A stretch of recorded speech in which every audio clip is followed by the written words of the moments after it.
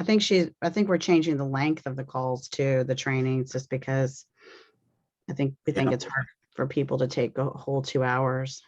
We had a real good our women's conference that ended up turning out very well. Yeah. I think we had like 65 people stay on just about the whole time, 4 hours. We need to up promotion for this too, I think, because there's a lot more promotion for the other. So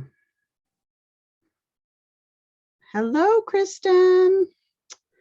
And I don't want to butcher someone else's name. Let's see. Tashika. Tashika, I was going to say Tashika. That was my guess. That's correct, Tashika. Thank you. Good morning. Mhm. It's Thursday and we're going to have some energy today. I'm going to find some and then share it with you. That is the plan for today. All right, so you tell me when you are ready to do the intro part, and then we'll get going. Mr. Bunky? I guess we can go ahead and start. And if people jump on, as you know, we can just take them as they come. That's right. I'll leave you in charge of that, and I'll leave you in charge of the chat, my friend. And please know that during this training, you are welcome to stop me. It actually allows me to breathe and ask questions and interact and unmute your mic if you want, or put them in the chat, whatever you're comfortable with. We are here to support you however we can. And I have some great things lined up for you today. Okay, well, welcome everyone. And my name is Marvin Jenkins. Some of you know me by my nickname Bunky. And I'm the coordinator for the Women's Business Center for Maryland Capital Enterprises. And we are a nonprofit organization, and we service the Eastern Shore of Maryland, Baltimore City, Baltimore County, and Anne Arundel County. And we assist women entrepreneurs who are looking to start a new business or expand their existing businesses. And we have a lot of different things that we offer for free. We offer free counseling. We have trainings, workshops like the webinars that you're on today. And we also offer loan assistance if you're looking for a loan. And I've put our website on the in the chat. So I would love for everyone to visit that, because we've got a lot of trainings out there still coming up over the next couple of months. And I think it would be worth your while to, go out there and visit it. And with that, I'm going to introduce Jessica, and I'm going to let her introduce herself. But Jessica is the owner of, she's got a consulting business, and she has worked with us for many years and has done many of these webinars for us. And we appreciate all the time that she devotes to us. And with that, I'm going to flip it over to Jessica. Thank you, Bunky. Hey, I would say, seriously, if you're watching the recording or if you're watching us live, our amazing people who are here live with us this morning, to make sure that you do check out everything that the organization has to offer. And don't just look at their website, but Bunky, why don't you share the YouTube channel as well? There's some great past webinars there. New and upcoming webinars are on the website. So so much training, so many resources. I'm just really proud to be a part of supporting this program and the women business community. Actually globally, I do a lot of global outreach to support businesses all over the world. I am Jessica Koch. I am the Italian mother of 7. I have been speaking nationally for about 25 years, internationally for 3. I do sales and marketing consulting, LinkedIn and social media training. And then I also have a virtual assistant membership program. So we have about 50 virtual assistants I've hired on my team from all over the world that support my clients with the micro tasks that are needed to keep their sales pipeline fat, to keep social media accurate and up to date and relevant and top of mind, and all the admin things that just nobody really wants to do. And my team supports our clients in 17 countries. So I am excited and proud to be not just a mom, but a women business owner. And happy to share this topic with you. I'm going to be quite honest. I mentioned I'm the Italian mother, and this talk title is a bit snarky. And it's because it's how I felt for a while about, I'm going to be doing some flipping back and forth. Let me pull up my slideshow. For a while, I felt like the industry was, and everything you heard was, oh, your why, you've got to find your why, you've got to find your why, right? And I'm an action girl, right? I'm a do it now, get it done, roll up your sleeves, stop thinking about it, stop talking about it, let's just go and do it. And so I I came up with a talk title just to add to my speaker sheet. So you lassoed your why, now what? Action steps to get it done, right? And I am really all about getting it done. But I will tell you that after I pulled that talk together, the original talk together, I had some of my own deeper experience, deeper journey with the whole why. The why is very important, and I don't want to make it sound like I am underestimating that, because finding your why, it does help us know, if we think about why, all the why questions come up, right? Why are we here? What's the point? Why are we on the planet to begin with? What are we passionate about? What's the point, right, of getting up every day, putting in a full day, paying all the bills, and doing all the things, right? And getting in touch with your why reasons in all the different categories of your life, and attaching a why to all the different goals of your life. So you might think, oh, well, I have one main why, and you might have one main why, but then you're going to have some micro whys too, because if you break yourself up into some categories, and we'll cover this more later, for me, my categories are my spiritual relationship and health, and then my personal relationship with me and health. So my mental, emotional, physical health, and loving me, that piece. And then I have my relationship with my significant, amazing other, my husband for 23 years. And then my children, my family, my friends, my community, and then hobbies and things I just love to do. And then my business why. So like there's a why connected to all those things. And even just talking about me, and one of those first categories, having, emotional health and mental health and physical health and all of those things, my physical health is its own category, right? All of those things are their own category. And with that, I have a goal. And with that, I need to have a why attached to that goal, and so it may be connected to the big overall all-encompassing why of my life, and my mission and my vision and my life purpose, and why I feel I'm here.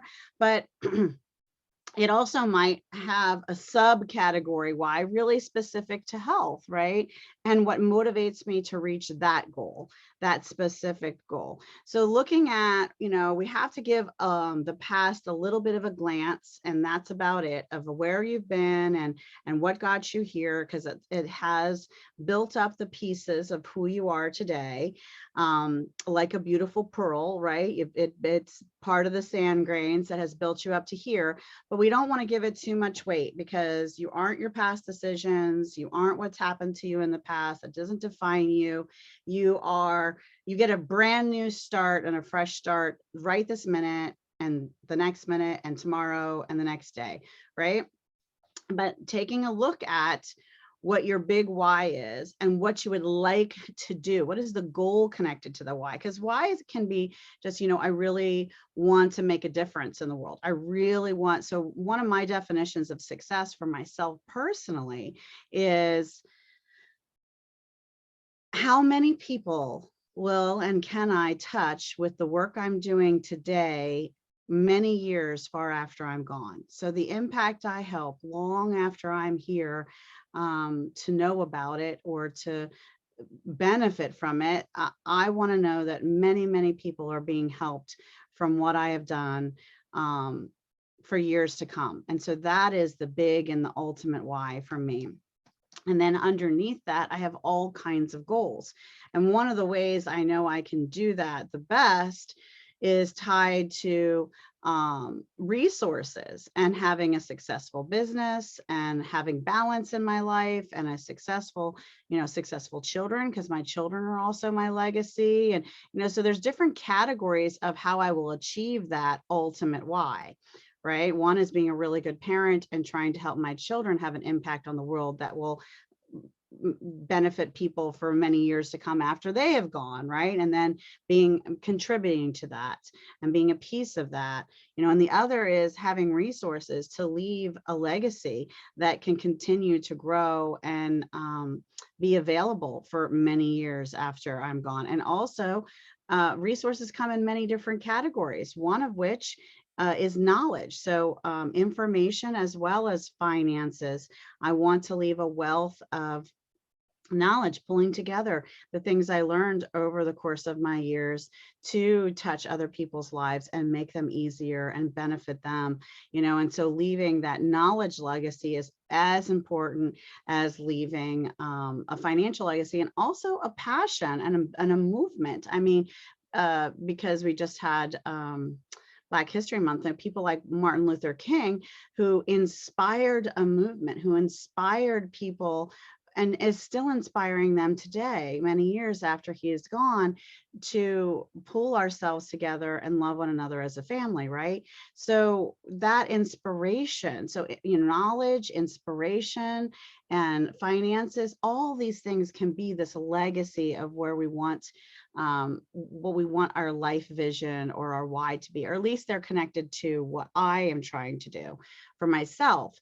So taking a brief look at where we've been and what we gathered from that was positive, glean the positive, leave the rest, and then looking at where we are right now, and then really identifying what that why is and where we'd like to go. And just this particular talk is really kind of, once you've anchored that why, where we're going to go with it, to break down the reverse engineer it, break down the goals, break down the connections. There's going to be a lot of connection to in this training. You're going to find out we're really focused on how we're growing our revenue, because most roads in this world, for whatever your why and your goal are, tend to also have some sort of need or connection to resources, whether that's people, knowledge, finances. If we have resources, we can help more people. We can have the freedom and the ability to do the things that we're passionate about and connected to. So we are going to talk about how to reverse engineer any kind of goal. And I'll make comparisons of what we're learning based on how to grow our profit, to learn how to do that, whether it's for a nonprofit or just something that inspires us. So we'll have some comparisons, but a lot of it will be connected to that, because there is freedom in having as many resources as you need for whatever you want to do, whenever you want to do it. And so I do want to put some emphasis on that. And then once we capture our why, breaking it down into separate goals, so that you can know where you're going, right? And an interesting, comparison, and I love the map here, is because it might be that we're going around the world. Okay, so if you think about where you are right now and you'd like to get to the other side of the world as far as your goal is, then we're going to take it baby steps at a time, right? You're not going to just get in an airplane and one flight all the way around the world, please, right? It doesn't work that way. I'm pretty sure, I mean, unless they're refueling the plane in the air and like, there's all these things that could, logistics wise, it could happen, I guess. But more practical is to, travel from, town to town, state to state, country to country, and, gather yourself there and then move to the next and then move to the next.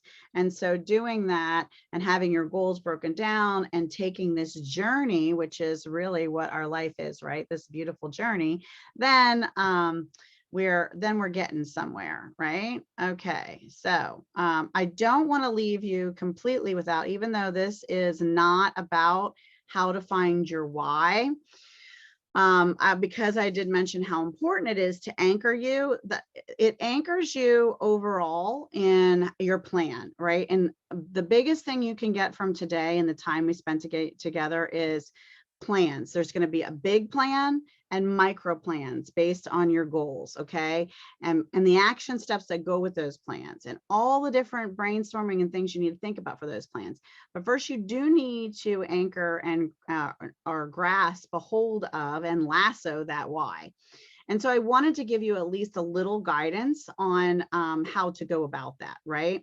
So why does give you direction. It also gives you daily motivation. There's going to be times where 100 times a day, you need to recenter yourself because you're having a tough day, and keep your eye on the prize and help your why motivate you to keep going that next minute. We all have days like that. I actually really recommend, when you have days like that, to take time for meditation or just quiet, whatever, you feel comfortable with, but and recenter yourself before you try to push yourself moving forward, because you can actually sometimes do more damage than good in some cases. I pulled these questions. These are questions that kind of help you figure out what your purpose is here and what your why is. And I pulled it from a really wonderful resource. I don't believe in reinventing the world and sitting here and scratching my head trying to come up with all of this stuff completely from scratch myself. Brilliant people tend to follow, learn, and lead by learning from other brilliant people. And so this brilliant person put together a beautiful article on really getting you focused on how to find your passion, what your mission is, what you should be doing with your life, what do you want to be doing with your life. I'm going to be bouncing back and forth between a PowerPoint presentation and some actual I'm not a big, actually, normally I don't do a PowerPoint presentation at all. I do live interface in different websites. And I don't know why this is not letting me escape out of my PowerPoint. But I have this amazing, oh, there we go. I have this amazing article that I pulled for you. And here it is. So this individual pulled together a really great how to find your why, 19 questions to ask yourself. And then she really kind of takes you through it. So through all these different sections. And then I pulled some of the main highlights, but then gave credit to where credit is due to this amazing person who decided to pull this together. She actually has some really great, all different categories, family and mental health and wellness, some wonderful articles there. I don't know her, I just ran across her in this process. Okay, so from current slide. All right, so once you have gathered your why, one of the other best solutions I can tell you is I, for many years, have had a vision board, and I still believe in a vision board because it hangs on my wall next to my office. I have it double-sided so that I can flip it around and change it from time to time. So it's, I'm engaging in those images and those words and how profound they are. But pull a very large, one of my suggestions is a very large sketchbook that's bound and big and lots of room, and the paper's a little bit thicker. And what you're going to put in this sketchbook is images, photographic images is what I suggest. So go through, think about what your goals are, and then seek out images of those things and print them at the local you know, print shop, whether it's your, you know, wherever you go and get your photographs printed, right?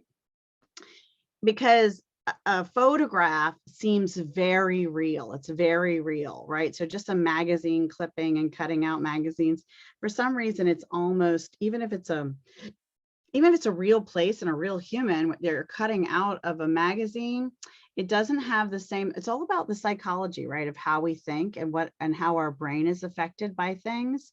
And photographs are more powerful than magazine clippings. So going through and deciding what your why is, and in all these different categories. So that's why I want you to have a book, right? I want you to have a vision book versus a vision board, because you'll break that book down into sections. Okay. I have my priorities listed in order of how I operate, but you have your own list of priorities, and there might be more categories for you, right? So for me, as I mentioned before, it's spiritual health, self-love, my husband, my family and friends, having a legacy, that being a big part of what I want to achieve with my life, how I participate in the community, hobbies I have. I love to paint and sew, and I kayak, and you know, I'm starting to write music, and you know, so I just that is a piece of you. Don't forget that category, because you deserve it, you know. So whether that's biking and hiking, and for me, it's also biking and hiking and roller skating. I just started roller skating again with my 10-year-old, and I used to do it as a child. And so leaving that space for yourself in your life to have balance is so important. And then of course, work and business. I'm growing this particular company. I have several other investments and companies that I want to begin and start. I have a nonprofit that's connected to kind of community that we're looking at. I mean, we're really expanding as a family, and my company itself also. And so of course I have huge goals connected to that, but that allows me to have all the other things and time for all the other things, right? So having that kind of success. So once you pull this book together and divide it into categories and go get the photographs and paste them into your book, and then write some things around it, some bullet points, some goals, some make sure you're including emotions that you feel when you think about achieving this, and begin to think about how would I behave when I have this, right? And so then start mentally stepping into being that person who already has achieved whatever the things are that you'd like to achieve, right? So one of my things is a beautiful home smack dab on the ocean in North Carolina, right? I want my back deck to face the ocean. I want to be able to stand out there and do yoga in the morning. So I have a deck where I am now. I live in Solomon's Island, and I'm only 3 minutes from the water, but there are not crashing waves outside of the back of my house. And that is one of my big goals. And so I've decided to step into the person that I will be when I am in that house, and to begin my mornings outside on the deck, and I'm listening to the birds. I don't have the ocean yet, but it's coming, and doing yoga and doing those kinds of things that I imagine myself doing when we have the house in North Carolina. So begin to become the person connected to the goals you have with what you're doing, with what you can do right now. So that's something I can do right now to achieve that. Hopefully that makes sense to you, right? And then one of the things you can do is sit in a really quiet, comfortable place, and with your vision book in your lap, and put a recorder on and record yourself and talk in a calm and encouraging voice, because your own voice has power to you, especially to your subconscious when you meditate. So talk through the pages and go through each category and each page, and use that kind of in the now affirmation kind of statements connected to each one of these goals. Go through recording yourself, and while you're holding, touching, and looking at the book, because later you could even put that recording on an MP3. And if you're a passenger in a car on a long ride, you could listen to it. If you're falling asleep at night, you can listen to it. And because when you recorded it, you are looking at those images, feeling and touching those images are going to come to mind as you're meditating with your eyes closed in other circumstances, right? Maybe you take a long walk and you listen to it. Maybe you go somewhere quiet in nature and sit and listen to it. And, and so between taking time to review your book and listen to your meditations, the other thing you want to do is begin journaling. So journal about the action steps you can take today to reach one of the goals, right? So if you're taking action steps towards each of your different goals in the different categories of your life right now, just like one of my action steps for our house is creating a notebook just on the move. So what exactly has to happen for us to move? We have to empty out all of our bedrooms. I'm going to have the house repainted. I have 2 bedrooms that need new carpeting. I have, we have some yard work and some people we're going to hire to clean up the yard some, because the house I have now will be renting, right? So I have to prep it for renting. I have to meet rental companies. So having a notebook just on the action items of, even if I'm just beginning to get estimates and pricing and, I am taking steps towards, we're shopping for what homes are available right now. We're taking a look at it. We're going to go stay for a few weeks or a month this summer in the area. Check out the towns and neighborhoods so we can zone in. We might even choose to rent for an entire year in the area where we want to buy a house, because we really want to decide what community we want to be in. We want to learn more about the different options. We want to be able to tour more of the real estate and make a really careful decision. So there's different steps that you can take towards your goal, even if you don't have the $3 million in the bank to buy the house that you're looking at, right? There's still different things that you can do to get there. And you can do it every day. And again, like I mentioned, one of the bullets here is be that person, right? What would that person do? What would they eat? What would they wear? And I'm talking about you, the person who has now achieved your goal. How would you maybe behave differently than you behave now, so that we can start reaching and becoming and developing into that person. And then, like I mentioned, having a notebook for each goal, major goal, right? So I use Trello and other software tools for my business goals, but I actually have old school notebooks for the different other categories. I have a journal that's specifically for my spiritual time and myself. I have one that is actually for my health and things. And then I have broken down in my vision book, I have a space for each one, I have one page at least, sometimes two, for different family members and friends and, people that I love. I have, made space for them, and that's a really powerful thing to do. Okay. I do also have, let's see. All right. So freedom. And I mentioned this, like, one of the reasons you're going to notice that a lot of what we're going to be looking at is how do we grow some of our financial goals and some of our business growth goals and some of those things. I'm really reverse engineering and breaking down, because if we have that, then we have so much more. I'm also going to talk about time freedom, like other things you can do to outsource a lot of the stuff that you don't want to do, so that you can have both time and money to do all the other whys and dedicate so much more time and resources to the things that bring you the greatest joy. So if you have those checked off and you have time and money, then the world opens up to you to allow you to have, what else is there that you would want to be doing, right?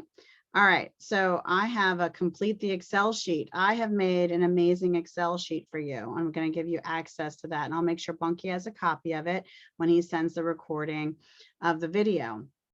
Okay, so benchmarks, where you are and where you're going. We talked about that a little bit before, but you want to come up with a formula. So financially, whether you're in a career or you own your own business, what did you make last year? How much do you want to make this year? How many clients did you have last year? How many how much did each client yield, and then how many new clients do you need to reach your end goal. And so this is going to be an annual goal. Well, I also have you break it down into annual, quarterly, and monthly, right? And then you can begin to add columns and categories to break that down even further into weekly and daily tasks that are going to be connected. So I'm going to show you what this spreadsheet looks like. And this is going to be yours, so you can edit it however you like. And it's a really great tool and resource to use. So your action plan, at the top of the action plan with, and I'm hoping you can see my screen again, but with this, you can outline which specific goal you're trying to reach, because this spreadsheet is for one goal. And then you can add sheets down here. There's a way to duplicate this and add another sheet, right? And then just copy the format of the first sheet onto the second sheet. And then that can be your next goal, right? And I do this, we actually do this within our business. My business itself has multiple divisions, right? So I do speaking, that's one division. I do sales consulting, that's another. I do a lot of trainings and LinkedIn pieces. I have government work that I'm doing. And then I have my virtual assistant membership program. And we're adding like 15 more divisions and focuses, and each one of those will have its own action plan and multiple ways to reach the goal. So that's the idea, right? So if I want to make sure, and my team wants to make sure, that I'm doing at least 3 to 5 speaking gigs every single month, then the speaking growth strategy, so this says lead, but sometimes it's connected to lead, sometimes it's connected to other categories, so you can change this. But the speaking growth strategy 1 might be reaching out to groups on LinkedIn that have a large following, that are my people, that we reach out to the admin and offer to do a live training for their group in a collaboration. Speaking growth strategy number 2 is reaching out to podcasts and using my Matchmaker podcast membership to reach out to appropriate podcasts that, again, are my category. And then growth strategy number 3 is looking for conferences and summits. We also will have a list of annual conferences that happen. And, so there's like multiple ways to reach the one goal. The one goal, remember, being that my team is booking 3 to 5 speaking gigs for me globally. Also, one of our goals connected to that is to make sure that I am speaking globally and not just nationally anymore. So, for example, one of our speaking and engagements coming up is for a big mastermind group that's organized out of Scotland. And it has a lot of people from the UK and from Australia and Scotland. And so it's it targets one of our underlying goals of speaking. So speaking 3 to 5 times a month is one of the parts of the goal. The second piece of the goal is also to diversify globally where we're speaking, right? And so you can think of, I'm just giving you examples. So other things in this spreadsheet are to think about, or what are the resources needed? Sometimes for these speaking engagements, my team has to submit a proposal. They have to send a headshot, a bio, speaking topics, description of speaking topic, a freebie. So these are all resources that are needed. Sometimes there's a registration fee for the speakers that goes towards promoting an event. So if it's an online virtual summit, it's not unheard of to have anything from $50 to, I've seen as much as $500 to be a participant as a speaker on a really well marketed and advertised event. And those dollars go towards Facebook advertising, Google ads, radio advertising, email blasts, and other things to promote the event itself. And when we pool your money together like that with all the speakers who are speaking on a summit, then you get a really well attended event.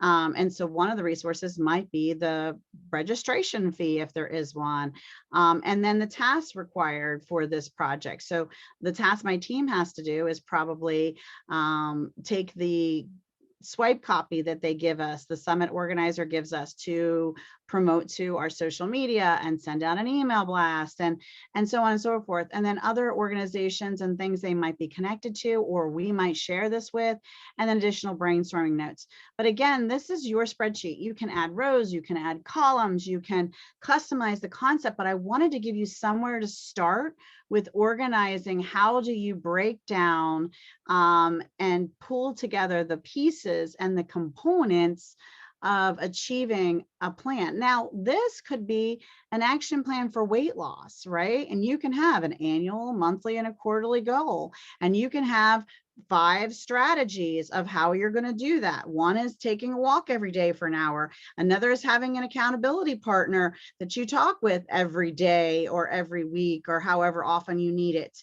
The other one is making sure you drink a certain amount of water. And then the other one is your food and your meal plan. And so these are all strategies needed to meet a certain weight or health goal, right?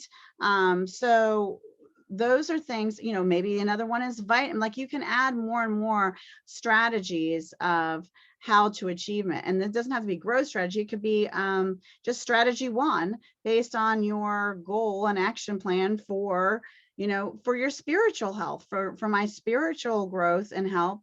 It is making sure I spend no less than X number of hours alone with my time spiritually, and journaling, and going together and joining up with a prayer group or a Bible study or a community of other people who share my same spiritual connections. And, you know, so you see what I'm saying? So, you know, go through, this could be applied to any of the whys that you have in your life, but now it's about taking action, right? It's not just about, okay, I have my why. Yay. I mean, so many people stop there and just don't go any further.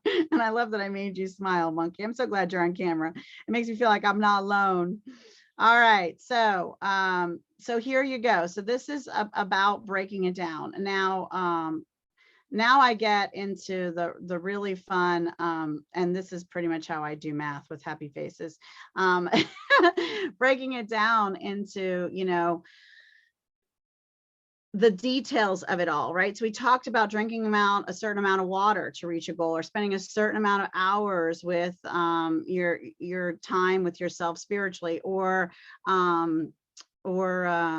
health wise, spending a certain amount of time, an hour exercising, right? Breaking it down to what you're going to do every single day. And so from a business standpoint, if you know that you need from your goal based on the first answers and questions we created. So let's say we're back to talking about business now again. All right.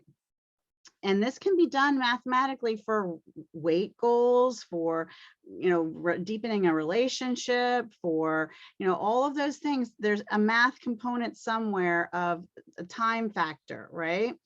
All right. So think about, if this year you had 25 clients total last year, and you want to double it to 50 clients this year, right? So you have to think back and look back to find out how many meetings did you have to do in order to get those 25 clients? And where did all those 25 clients come from? Did they come from the chamber? Did they come from a virtual networking? Did they come because you spoke on a summit? Did they come from, where did they come from, and why were they referrals sent to you, and from who? So, and the from who is really important, of the actual individual person, as well as what industry that person is in. Because if you multiply more people like that person in their similar industry who is prone to and likely to refer to you, then you can also amplify your numbers for the next year. So figuring out where those clients came from and how many meetings you had to have and how you ended up with those meetings, and then determining how many you need to have every single month, right? And so one example is, okay, if you have 25 clients this year, you might have had to have 3 meetings to get 1 client. So, because every time you have a meeting, you don't necessarily close the deal, right? So you have to figure out how many meetings did you have to get those 25 meetings, so that you know what your ratio is. Maybe you had to have 2 meetings to get every 1 client. or maybe you had to have 5 meetings to get every one client. I mean, depends on your industry, depends on what you're selling, it depends on the length and the pipeline and the longevity of your kind of particular industry and sales type. It doesn't mean you're good or bad at this. That could be that you could get a little better at your closing technique or your presentation, but that's not the only variable, right? Sometimes, for example, I worked for a consulting firm for a very long time, and there were certain kinds of clients that if reached out and had enough meetings with them, several of them would close right away. But then there were also certain kinds of clients that no matter how many of those meetings I had, it was going to be a 1 to 3 year process and pipeline cycle for them to close. It was the nature of the industry and the kind of contract and the size of contract. So keep that in mind for you. Now, this will be a little different when you're doing math on, for example, and we're going to have good days and bad days too with our weight. So say your goal is a certain number on the scale, so then you need to take a look at what your plan is and what the projection is that you're going to need to do per week, then to know how long you're going to have this lifestyle change to then reach your ultimate goal, and then instill a maintenance program, right? A way for you to maintain this lifestyle that gives you a little more flexibility than maybe as strict as you were while you were just trying to reach the initial primary goal, right? So there's still ways to reverse engineer this. And you also need to think too about, well, how much water am I supposed to drink every day to help that happen? And how much time do I want to spend?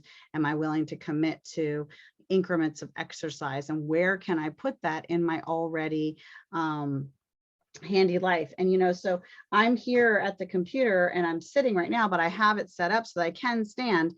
And one of the other things I also have right next to my desk is this, because guess what sometimes happens? My computer needs to reboot itself, or there's a spinning, and I'm waiting for something on my computer so that I can work, on my arms. And when I'm standing, I can do squats, so start to think about where can you squeeze these things to reach your goal. That's why I said, looking at your vision journal and journaling, what can I do today? And so I'm always kind of creatively thinking, what's one more thing I can add? Now, they're not here yet because I just bought them, but I also bought those squeezy things for my hands so I can just squeeze and strengthen my wrists. And when you type a lot and you sit at the computer, you need that, right? So the more muscles we can grow, the better we are, right?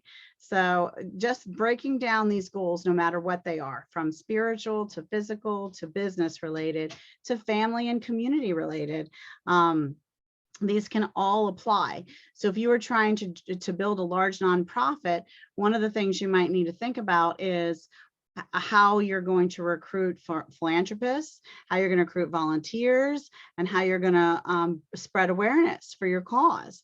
And then you would break that down, right? Of how many people do you want to reach out to, or organizations that might have volunteers available. All of this can be applied in different ways.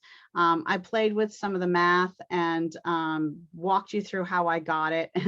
Annual meetings required to reach your different goals, depending on what your annual sales is, how many clients you need to have for that, and how many total clients you need to have to get to your ultimate goal, and then breaking it down so that you can see, in order to achieve the prospects and the presentations, as far as the meetings that are needed for the entire year, to get to the ultimate goal for this particular example is about 7 meetings a month. So they know that they have to reach 7 meetings a month in order to achieve this based on some of these particular numbers, right? So this is an average client, an average amount the client, that's why we talked about before, how much does the client financially yield? How many clients do you have? What's your closing ratio? So how many meetings do you need to have in order to close that? So I just kind of played with some different formulas and some different, and also depending on how much this variable here is, it went up because, and that's how it got lower amount of meetings. So, just think about that. And then the other thing I want you to think about is the entire year. So if you have these different goals, you have 52 weeks in the year. This is what the year looks like, but you know what? You really don't. you end up with, if you play with holidays and vacation time and doctors and dentist appointments and days that the car broke down or the tire busted, you need a new tire, like all the things, the life, you lost your phone, you had to replace your phone, you spent the entire day at the cell phone place, you know, you end up with about 200 days, give or take, really, of actual get stuff done. And that's only if you take a 1 week vacation, and I plan on taking, well, we won't discuss me. I'm probably mostly close to about 3 months of the year I will be on holiday, because that's the life I'm designing for myself. You know, my business still runs. I have managers and teams that run it, and you know, and we can design the life we want. That's the rules. But if you're working on the standard of what most people, you know, get about a week vacation, a couple of holidays through the course of the year, and, you know, some days, some sick days off, some personal days, you end up with about 200 days a year that you are able to get things done. But there's a secret of why someone like me can take 3 months off and not have to do all of that, is because I have other people doing it for me, right? So the work doesn't stop. The 200 days of given work is still what I get to in a company, in my company, but it's about how I divide up that work for other people, you know? So, so, you know, then you're really pushing yourself when you think about all the things you have to do. So this is why you cannot be a one-man band. And that is a really kind of scary statue of a one-man band picture there in my slide. And the one-man band, you know, is making the presentations, preparing the proposal, doing all the follow-up, doing all the networking, doing all the prospecting, doing all the research, doing all the self-development and taking classes and trying to learn how to use softwares and tools, and, you know, and serving clients and overseeing business operations, and, you know, your QuickBooks and your tax preparation and your admin work, and oh yeah, social media, right? I mean, seriously, you have to design a plan that is practical and efficient, allows you for room to breathe, and doesn't overload yourself. And I said 3 to 5 speaking engagements, and truly, I only let my team at this point book 2 for me, because that's all that I want to do. We were doing 7 to 10 and sometimes 30, not counting podcasts. And that was just a bit more than I wanted to do. All right, so now that I've armed you with all of this information, what are some of the things you need to do and to know to start? Like, I'm going to actually give you some of these different strategies, right, to help you along the way.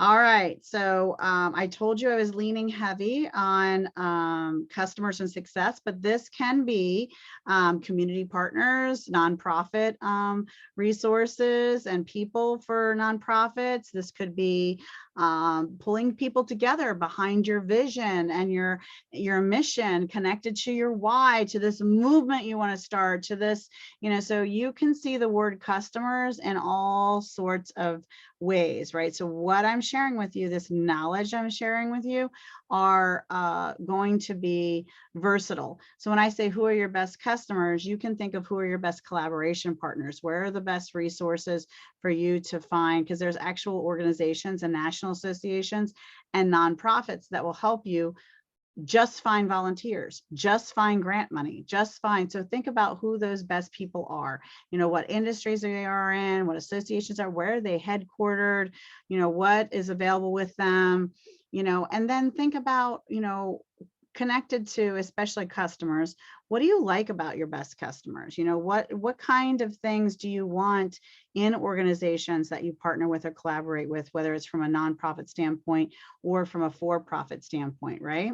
You really need to kind of have a wish list and a bullet point written down, because, you know, it's interesting. I feel like, and this is just my personal belief, but I feel like the universe reads what I write, And if I put down a job description or write out a customer wish list description, I want them to be honest and fair and collaborative and supportive and easy to work with and pay on time and, you know, financially comfortable so that they're not worried about paying my monthly bill for working with our team and our client and my other clients. And, you know, so I have desires for all these things that I want them to be overjoyed with the work that we're doing. And I have all of these things that I know I want in my perfect customer. So this plays a part in whether you're dealing with companies or individuals, right? Because I do a lot of work with corporations globally, as well as authors, coaches, speakers, online course developers, and these solopreneur people. And so when I'm thinking about working with companies before, even when I'm making the presentation and, you know, in the presentation, truthfully, whether it's a large company or an individual, I'm interviewing them as much as they're interviewing me. And I have more than once and will many more times in the future offered to help someone find a better solution for them because I didn't feel they were a good fit for me and my company. I want to know what their mission is, their vision is. If it's a corporation, I'm looking at, have they been sued? I do the same thing with individuals. Do they have a lot of legal stuff happening? Are they crummy to their customers? Do they care about a cause? Like, you know, I want to be only letting through. My husband's a Trekkie, so I'm gonna give you the analogy of I only let through the shields. I have my shields up, and I only let through the people with good energy and abundance and good, you know, I mean, karma, if you want to call it karma or whatever you want to call it. I want those people to be in my space, in my world, including companies that are giving me money. And, you know, whether you're a nonprofit or for-profit, that should be what you're thinking about too, because it just always comes back around, right? And then thinking about where do you want these companies to be located? So I do a talk that's called the 60 things. There's 60 things at least you should know about a client, a prospect, a potential prospect or a potential company or individual who's going to work with you in order for you to work with them. And so research is really, really, really important. You know, so if it's individuals, if it's corporations, thinking about all those different things really, really matters. Okay, and the next slide. Okay, so now what? You want to gather a really good list of these individuals and people that you want to work with. And again, this can be collaborative. This could be a list of resources, people, and money that you need to achieve your goal if it isn't connected to business. But if we're talking about customers, you want to look at the details and make sure you have this mapped out. All right. So now you have some customers. Now you need to you have some ideas of who you want to be your customer. And I'm going to show you a resource a little bit later on how to find that. But the other thing you want to know is now we've got these people that are our ideal. We've done our research, we've done our homework, we have a list. Now we have to build a relationship with them and begin to reach out to them in order to achieve the very first piece of the sale. And the very first piece of any sale is establishing and getting that very first appointment. Okay, so that first meeting, that first permission to make your presentation. And this slide can be compared to, so maybe if you're just thinking about a why, and maybe your why is just and your goal, you know, your why is your big thing, right? Making an impact on the world that's connected to you. But then the goals underneath that, maybe one of them, like for example, for me, is getting the house, right? And instead of how you grow your relationship with your current customers, if my goal here is to get a house, then I'm going to be thinking about, okay, what kinds of relationships and conversations do I need to have in order to move this house, right? So I have to really start thinking about what realtor do I want? Maybe what mortgage company do I want? I also need a property management company because I'm going to be renting my current house. I also am going to need a moving company and a storage company, and I need a landscaper, and I need a painter because I've got to spruce up the house before we rent it some. and we need to store some of our things. I also need to find out what the local charities and causes are so that I can donate some things. And I mean, I potentially set up an estate sale in our garage over a couple of weekends to just thin out some of the stuff and then donate the rest. And, you know, so I have all of these things. This is the same as this slide. So if you aren't looking to grow your connections, I mean, grow your customers connected to what your why or your particular goal is, then think about this list in that perspective, right? And then how you would research and reach out to them. But if you're talking about customers and getting to that first appointment, then you're thinking about a live phone call by you, or always remember, could be a team member, right? You could be texting or auto texting. You could be direct messaging on your different social medias, and your team members could be doing that for you. You could do personalized videos, and your team can distribute those for you. You could do live streaming and restreaming calls. Ringless voicemail drop is one of my favorite. Real hard old school snail mail, automated automated email series. It's kind of like a drip campaign, only if they opt in, so you're spam compliant. And an in-person visit. I mean, there are some, hopefully some of the targeting that you're doing and the research you're doing is some of the people in your own backyard. Now, I work globally, but I still target some of my own backyard. But I'm very specific and picky. Like, I only reach out to and work with key players and major employers and key organizations that I can then anchor that, for example, like a hospital or university, then I can anchor that organization and work with other large entities across the country, because that works for my industry. You have to do what works for your industry, right? Maybe that's not your target client or customer. I do have a site I'll show you on the Ringless voicemail drop as well. All right, so how do you leverage these different relationships, right? So you want to make sure that you can help businesses outside your current product and service. So one of the things you can do to grow your revenue, so if your ultimate goal is to grow your revenue double from what it was last year, one of the things you can do is look at your core clients. So you had 25 clients from last year. Let's just use that example again. So then you become an affiliate of other services that complement what you do, but don't duplicate what you do, that your clients would potentially need. For example, 5-star Google reviews and testimonials, and press release services, and postcard mailing services, and business funding and unique lending, and merchant services processing. All of those things. I have a site I'll share with you that I direct clients to, that if they need some of these things, they can purchase them. And if and when they choose to, whichever ones they choose, I get a small commission. And I let the clients know up front that, right? I say, hey, I have an affiliate link to this stuff. Here's some of the things we talked about you need. If you find one of these that you like, then, you know, go for it, and just know that I will receive a little bit of a thank you from that person. And so I'm very transparent about it, but it multiplies the revenue streams I'm getting from the 25 clients I have, and I don't have to provide the product or service, right? So that's one other way.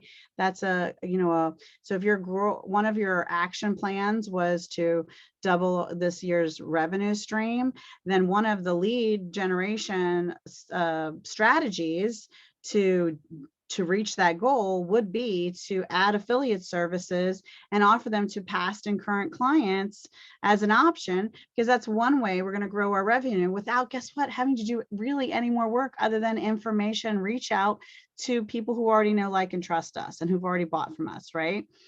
And only do this as things that are going to potentially really benefit them, right? And then what are the things you can do to strengthen your relationship with your current clients is you can also do nice things for them. And by the way, my team does this for me on my behalf, so that I'm not spending all the time doing this, but they write Google reviews for our clients. They write Yelp reviews. They write website reviews. They do a Facebook review. I do the video testimonials myself, but they also write LinkedIn recommendations. And all of these things are written for me for my clients. And then I review them, edit and tweak them, and personalize them for myself, because I know, like, and love these people, but I'm able to tweak 50 of them in the time it would take me to write 3 of them by myself. right? So if my team does the writing and I do the editing, tweaking, and personalizing from my heart, then I'm able to give that gift to 50 people instead of just 3. So think about ways to amplify yourself, right?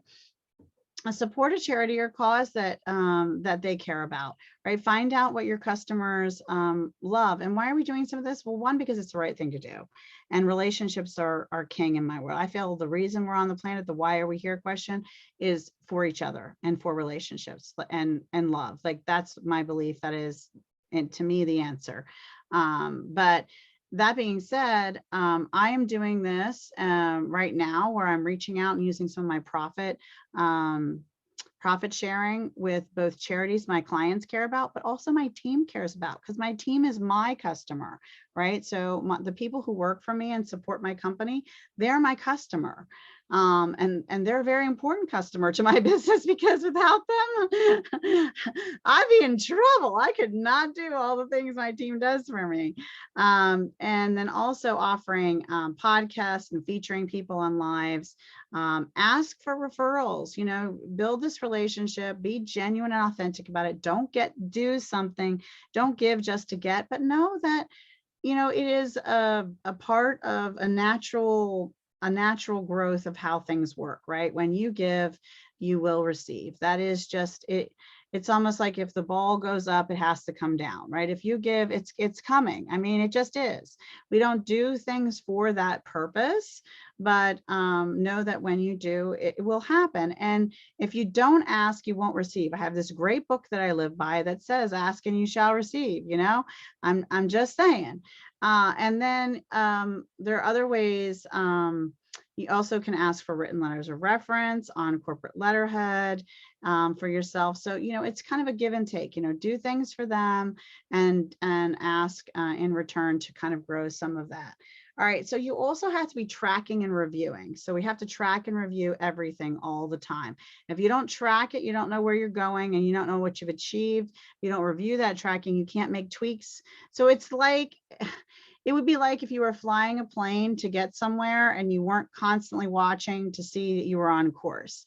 So if a pilot didn't track and make the course corrections often and frequent, we would never end up where we were supposed to go. I mean, just do any research on the whole pilot thing.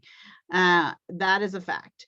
So if you expect to fly your plane along and only look at your business plan never or once a year, or your action plan, and you're not looking at it weekly and monthly, then you're going to be in trouble, because you're going to find that you're way off course, and then course correction is much harder. If you track and check your course more frequently, it's easier to make those minor tweaks to keep back and stay on track. You don't want to get so far off track you feel like throwing up your hands and giving up. Okay, so track things in either a tool like Trello, which I love, I use. CRM systems are wonderful. I personally like Zoho. It's free, and it's free capacity is so large. It takes a small entrepreneur a very long time to outgrow the usefulness of the free version, right? There's so much that you can do there, and you would have to get very, very large in order to need to move to the paid for category. So Zoho is a very valuable free resource for CRM systems. Things I like in features for CRMs. And if the CRM doesn't have it and it has an open API, which Zoho does, you can usually use Zapier or something else to make that integration work, or there's some sort of integration software that works with it. But you want to look for things like automatic social linking, where it goes out and looks for their social media profiles and pulls them into the database. That's one of my favorite features. You want it to be secure. You want it to have mobile access. You want it to also have task tracking, so that you can have, for every single one of your past, current clients, and even future prospect, there's always a task set coming up in the future, even if it's a year from now, to just check back in. you know. And then you also want your emails to link and your documents to be attached to that person. So if they have a contract, you can upload the contract to that record. If you have an email back and forth, it interfaces with the email software. So right inside the CRM, when you're looking at that particular client and reviewing what to do next with them, or that particular prospect that you're looking to get a meeting with, you can see what was said last and what the correspondence was, so that you know what to say next in your next email or your next phone conversation with them. So CRM systems are super important. Tracking is super important. Any kind of goal or anything connected to your why to turn it into action, tracking is important, which is why I started with your vision book, your recording of your meditation, your action plan spreadsheet, your journaling, all of these, an accountability partner. All these things will keep you on track for your goals, whether it's business related or personal, right? So all these things can be applied personally. I also used my CRM system for sending my family and friends Christmas cards. I have them tagged as a certain category in there, and they, it makes it my life easy. So why not automate all the things that you want? Now, even more deep in relationships with your current clients, your current referral partners, your current family and friends, or whoever they are, is knowing about personality type. There's about 1 million personality type tools out there. There's DISC, there's Bank. Bunky, where are we on time? Just because I can't see my clock with the spreadsheet up. We're pretty good. I think we still have about 55 minutes. Okay, good. All right. So learning about personality types for communication, whether it's with, and I'll tell you, I am certified in bank code, and I am also certified in 6 intelligences. And the 6 different intelligences, actually one of the things I was honored and able to teach to about 40 of Microsoft's executive leaders. So I did a leadership training with them with this information. This is an amazing code process. And when I first started learning it and when I was going through my certification process, which took quite a while because it's very in depth, I had my children, my adult children, and my husband and everybody playing with this tool and taking their little tests. And one thing that happened was I have an adult daughter who I am now very close to, but man, oh man, over the years have we had our challenges in communication. And when she took this personality test, it was like I had this moment hit me like a wave. Like you ever see the sound waves in a movie? Like I felt this energy of a wave hit my body. And it's like that movie in Avatar where they look at each other and they say, I see you. For the first time ever, I saw my daughter in a way that I never had before. And our relationship since that moment has done nothing but deepen. I have a different respect for her. I communicate differently. I hold different boundaries for her and how I behave because I know what's better for her comfort level. Like I have learned and grown so much from this. So whether this tool is used to deepen relationships with referral partners and clients and prospects, or your family and your husband, there's a ton of stories of saved marriages and things turned around from this tool. And it goes through several different, there's an action person in this tool, and these action people have these different kinds of thoughts. They're very focused on freedom. They want things fast paced. Do not give them the white paper and the long story and the science behind something. They want to know how it's going to transfer their lives now, make their life easier now, make them reach their goals now. They're very competitive. They want to win. They want the VIP treatment. They want the red carpet. They will pay more for things they feel like have high value and high prestige. They like name brands. They really, action people are the fast-paced movers and shakers of the world. They want nothing to do with the whole kind of box concept, right? They want nothing to do with the box. And then also having some knowledge around that nurture person, right? That person who is caring and collaborative and wants to everyone to get along and wants to cooperate with everyone, wants to make sure everyone is happy. They care about what cause you're involved in and how is this going to connect the community to the bigger picture, and this is very much me, by the way. I'm describing like I'm an action taker too. I'm actually an NA. So, and a nurture comes first for me. And then my action kicks in from there.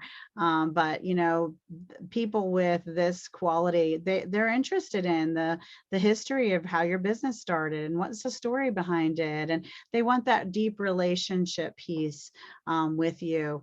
And so that's something to know and watch for. And I bet you recognize, as we're describing some of these people, some of the people like this in your life. All right. So then you have the absolute rule followers, right? The people who are very only impressed if you have lots of credentials behind your name, you have huge achievements and awards.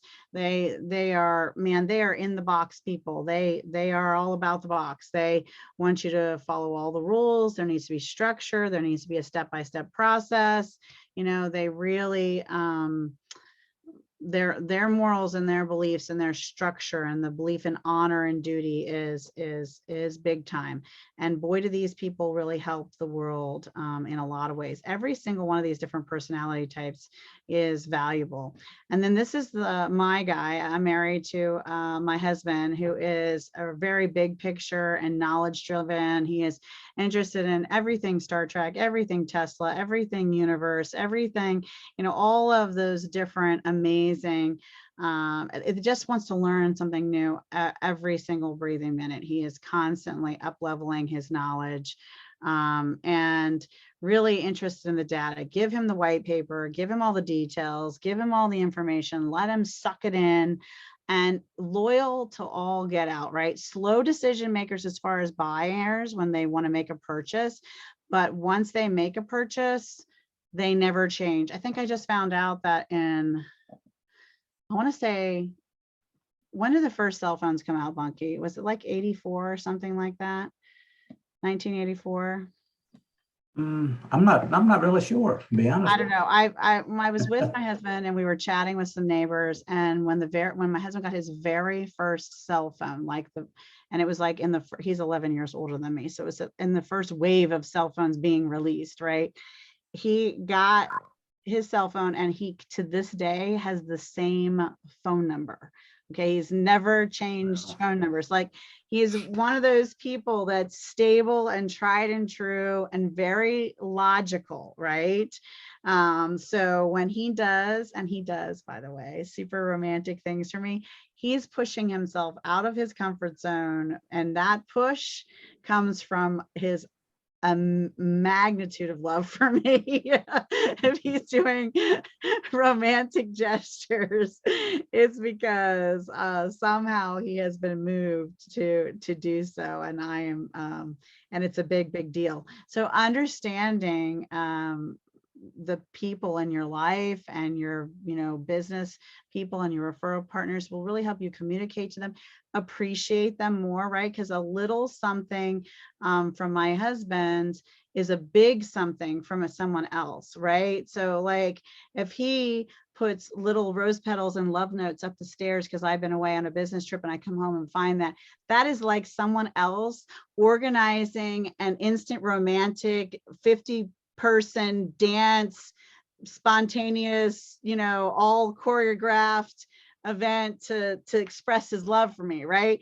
So his small actions are like, in comparison to someone who isn't his personality type, doing something gigantic. And so me knowing that helps me appreciate everything he does for me. And the same should be said for your clients. When your clients, I have some clients who give the hint of a compliment because that's all they can give. And that means we're doing a really good job, right? And then we have other clients who gush with a compliment, and it means the same thing because it's all about their personality types.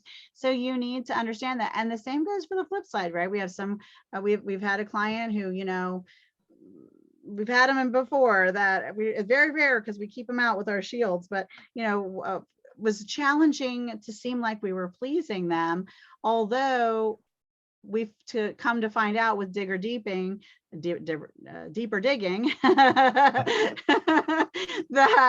we really actually were pleasing them, and they were happy and they liked everything. So it just seemed like from our side of it that we were struggling.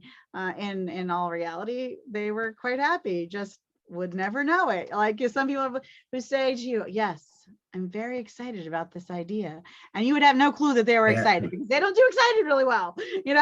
My husband is one of those. He'll tell you, I'm very happy and excited about this, and I'll be like, yeah, I can see that. Kristen just commented that she's had the same phone number for 27 years, and it was the first and only. I love it. Okay, so I'm just going to ask next, does she like anything space related or Star Trek?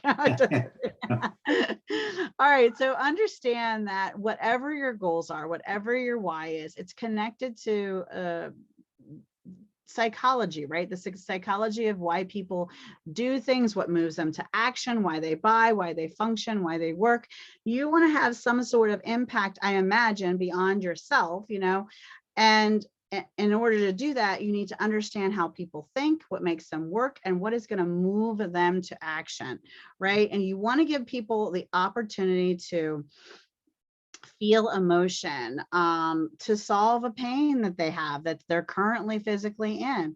Why do you think the today only, the 1-day sale, because people fear missing out on that. So that fear of loss, that time limit, that ticker, keeping up with the Joneses. I mean,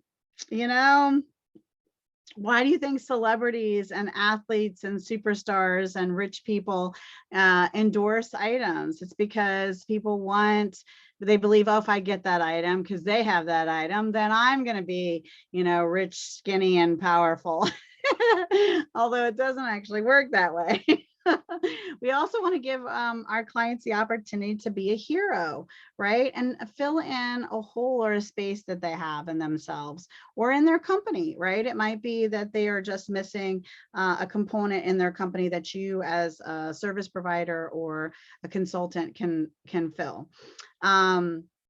And they want to also feel like everything is their idea. So remembering to do things like lean back. What happens when you chase someone? They run, right? And so you want to lean back and have them lean in towards you. And one of the ways to do that is when you start your presentation, you can say, we have really two options with our company. We have one where we're really hands-on, where we guarantee a certain result and we'll get everything done for you. And then we have this other one where it's really self-paced, really affordable and manageable, and you can handle this within your own team. And that might be a good option for you, because the first option isn't for everyone. And it's probably not for you, Bunky, because I know that your team, you really want to have your hands on this yourself. You don't want to be walked through it. You're not looking for that aggressive, fast result and money infusion in your company. You're not looking to have already the systems and processes already figured out for you. So you may want to go with this other option. And then Bunky says, hey, wait a minute. I want to have a fast infusion of money in my company.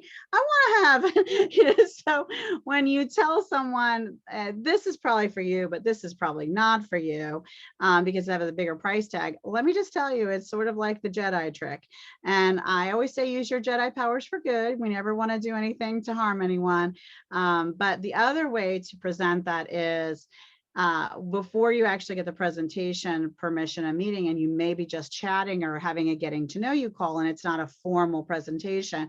You want to start your speech with, you might know someone that, needs, wants, and then list all the things you solve and do, because then they're thinking about, okay, who do I know?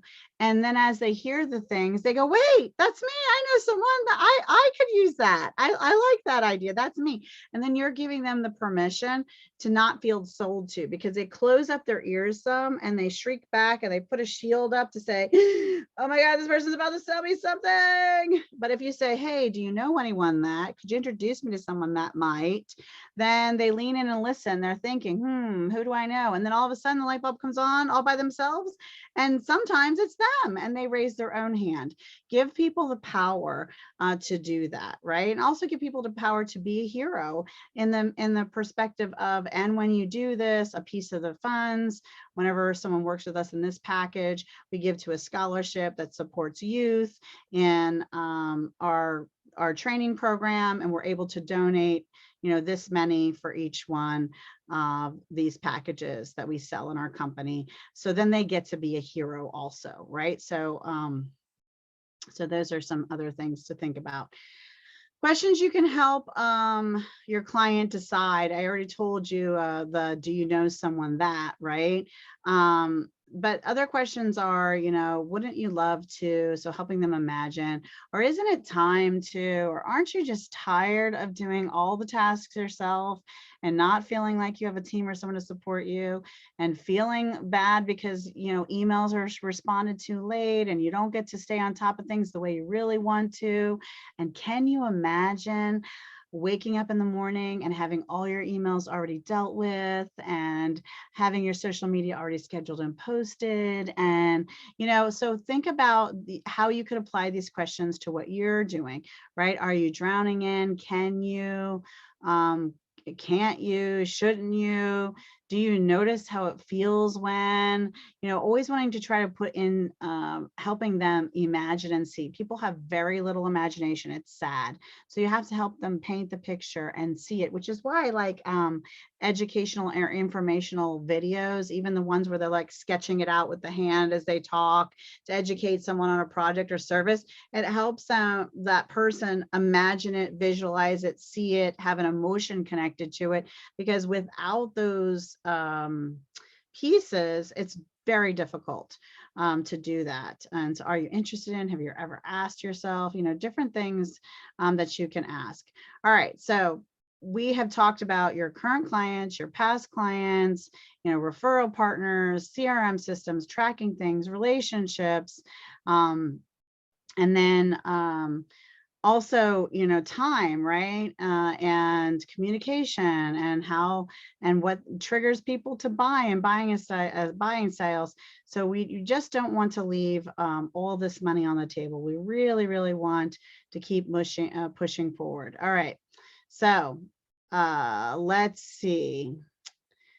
We talked also too about prospects and meetings and clients, right? How did this particular client, I would make a spreadsheet with all your current clients of how they got there and how you ended up working with them. We talked about that in the very beginning. And then how you're going to achieve attracting more prospect meetings for the clients, especially your favorite clients. So focus on where your absolute favorite clients came from and how you can scale and duplicate more of those, because then you can build out your plan. All right, so here's the deal. I always say grow your profits from seed to orchard. Sell more, spend less, but you can't tend an orchard with your own two hands.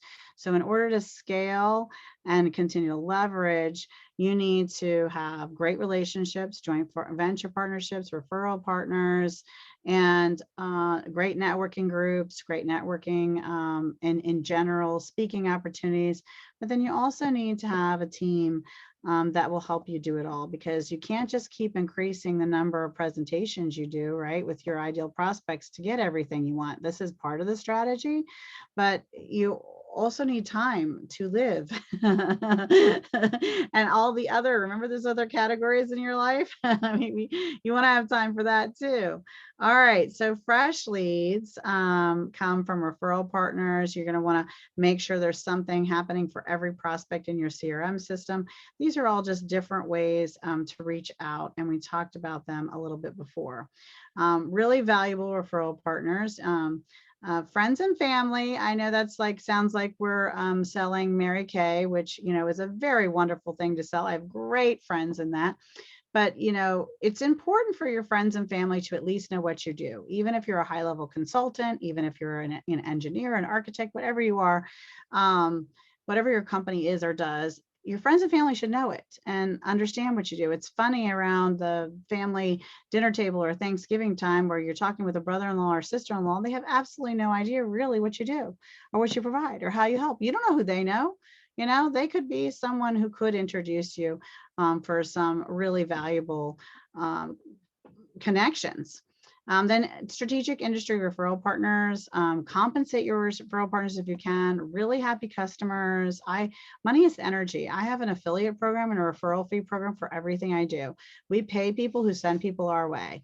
Now, some industries that's not ethical and you can't do that. In a consulting firm and for sales and marketing and social media and VAs, totally up and up, and also very transparent about it. I let clients know, I let referral partners know, I let everyone know that how I price things is partly as I've cushioned in some money and energy to thank the people who send people my way. And I let people know that. So transparency and being authentic about it is really, really important. Having a great memory jogger is a super thing to do, because anybody who pays you money, you should be reaching out to for as a client or as a referral partner or in some way, because you're building up their business. Why can't they lift and build up yours? There is some great memory joggers out there. I didn't pull that together for this class, but if you reach out to me personally, whether you're watching this as a video or whether you're watching it now in live, I can direct you to one of my favorite memory joggers. Again, I didn't create it. We'll give the person credit who did make it, and share that with you. And I actually contacted his organization and asked permission to share it because I was sharing it so often, and I got written permission. So, okay, you need a plan. So you need to map out the next coming up 12 months, you know, so from now until next March or April, you should have a plan of how you're going to reach out, what you're going to do as far as reciprocity, how many presentations you want, and keep some focus going. All right, so asking questions is another great way to keep your communication going. So, you know, you want to know that your clients are happy. You want to know what they love so far. You want to know if, you know, again, ask and you shall receive, right? So you want to know if they'll send that email introduction to you. An email introduction is the most powerful introduction because it allows you to pick up the ball and do the rest of the follow-up. Follow-up is everything. If you don't follow up, then nothing, right? So that's why the CRM system helps you so much. So if someone does an email introduction, then you send the reply, then you can put a task reminder in your CRM system to reach back out in an appropriate number of days. Maybe it's 3 days, 5 days, the next week, just circle back and follow up if you haven't heard from them. Right. And then don't be surprised, like to sell something, we have to reach out, in my opinion, 27 times to a person at this point. You know, it used to be 3, 7 touches, 17 touches, whatever. It's a lot of touches. Okay. Look, you just follow up until they die, say yes, or retire. You know, that's how you gauge it. That's how many times. Like it's infinite. You just keep following up. Now you follow up with enough space in between, and you get permission to follow up. So when I call someone and they're like, oh, timing's not good, I'm like, great. How about I check back with you in late fall? Is late fall better for you? They say yes, because you just gave them the ability to say yes and no at the same time, right? They're not going to be bothered right now, but they are okay if you call back in the fall. And guess what? I'll put that in my CRM system, and in the fall, I will call back. And I'll say, hey, as promised, you mentioned the fall was better timing. I'm calling back. Can we get an appointment on the calendar, right? And usually that's just for the first permission to get things going. But I was dealing with the CFOs of New Balance and Staples and Big Lots and, you know, Exelon and the largest power companies in the world. And so I was dealing with people that was protocol, right? For them to kind of push you off until the timing was, or until they were in pain, right? In that area that they needed me the most. So other things you can do to encourage introductions and referrals and reciprocity is you can share posts from your clients so that they see you're doing things for them. Also, you can feature them on social media. You can ask for a referral as an expectation, as part of your presentation, is say, hey, one of our goals as a company this year is we're building, we want to build 100 5-star Google reviews. And we're hoping, all of our new clients as they come on will help us achieve that. Provide wow factor service. Can't ask for a 5-star Google review if you're not 5-star material. You got to live up to what your goal and your expectation is. So do your best to bend over backwards, do somersaults, and throw in some extra bonus, something your client wasn't expecting to receive, in order to be that wow factor. Make sure you're doing out of the box ideas, really extravagant things for some of your largest clients. If they're bringing in 2/3 of your revenue, then maybe it's time for a private chef or, some sort of special something that you can do that's going to wow the pants off of them. And think about people that you can build relationships with that are, like I said before, in similar lines. And with that same thing in mind, those are your partners in crime, right? Or your partners in good. You want to build masterminds that my husband owns his own business as well, and he's a licensed general contractor and remodels basements, kitchens, and bathrooms. And he has and I think he has close to everybody on this list, but not everybody on this list. He goes weekly, they meet weekly. It's a mastermind, and they help and send each other referrals. And if you were, for example, if you made wedding cakes, then you would want a mastermind of people that, the photographer, the video person, the venues, the flower person, the wedding dress stores, that you would want all of the things connected to a wedding. If you're a general contractor, you want all the things connected to a house, right? So you want to build your masterminds based on who your ideal referral partners are, right? So if you were a financial planner, then you would want all the things connected to money that people would be thinking about. And you know what? A wedding venues and wedding expos is a great place for a financial planner, because people are taking this huge step in their life, and now they're starting to think differently about life insurance, about long-term savings, about long-term life events, right? So try to think differently and try to have a great mastermind supporting you. When you do masterminds, they can meet weekly or bi-monthly or monthly. It can be virtually or in person, and you want to have some sort of agenda, and you want to keep your size of your group really manageable. Anywhere from 2 to 12, in my opinion, is the best. Because you want a chance for everyone to be able to sit on the hot seat, everyone to be able to focus their energy and their minds on each individual person. Maybe not every single meeting, but overall, right? So if you keep a manageable size, then you get better results. So they say at least 2. 2 is kind of small in my world. 2 is great for an accountability partner, because I forget who I'm quoting, but there was someone who said, I might have been Napoleon Hill, but it could have been someone else. When you come together with those 2 minds, like a third brain is created, right? So you do end up with a minimum of 3 in your group, right? Because you come together with those different formula of your ideas and their ideas, tweaking out and birthing out brand new ideas that neither one of you would have come up with alone. And so focusing on that is really, really good. All right, so also have, and we've talked about reciprocity like this entire time, have a plan for gratitude, handwritten cards, gifts, charities, surprise visit people, custom video surprises. I do what's called a gratitude spotlight on my YouTube channel, and I just feature people for no reason at all, out of the blue, that are referral partners for me, that I buy their service, that are my referral partners that I just know are doing great things out there in the world. And then I tag that person, and I don't tell them anything else. And they stumble upon it, they find it, someone else tells them about it, and they are just overwhelmed. I mean, I've had people call me in tears, like how surprised and happy they were to receive, just a little gratitude spotlight that took me 30 seconds to do on my video.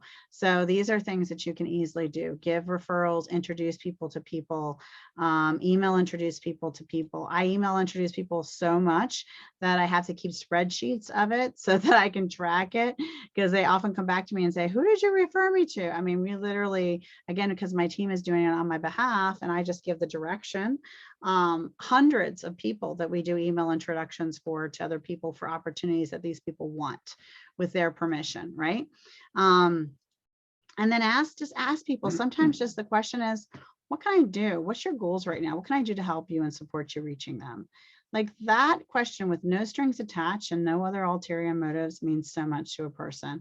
And then donating a cause in their honor. I have someone who I care about very much in the business space, and every year he does a run for autism, and I support his run financially with some sort of contribution. You know, you got to do things to support people in the world, helping them achieve their whys and their goals, because that will actually come back around to support you. All right, we did talk about CRM systems, but making sure that you have that stack of cards, that list of emails, that chamber directory, or any other, you know, your Facebook and your LinkedIn connections, please back those up. There's a way you should be backing those up. Every quarter, you should have them on backup. And this way you don't miss out on opportunities.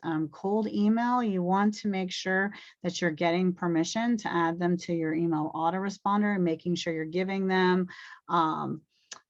a free gift in order to opt in, so that they're motivated to opt into an email list with you, making sure you're using snazzy, catchy subject lines, and that you're reaching back out to follow up in different ways. Connect that to a phone call, to a LinkedIn connection, to something else, and put that in the email so that you're hitting them more than one way.